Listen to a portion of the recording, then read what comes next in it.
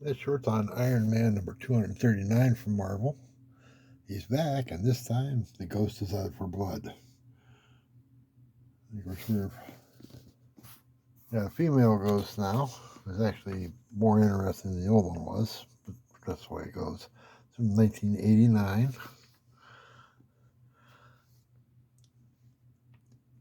You got a Backlash, Blizzard, and Boomerang. It only made they got stuck in the bees on the bad guy dictionary.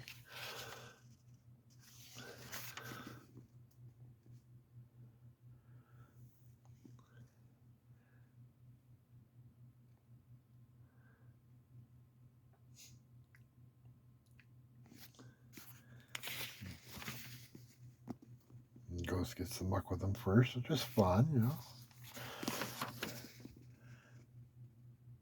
Good solid clock never hurt anybody. Well, it does, but it doesn't hurt the guy giving it.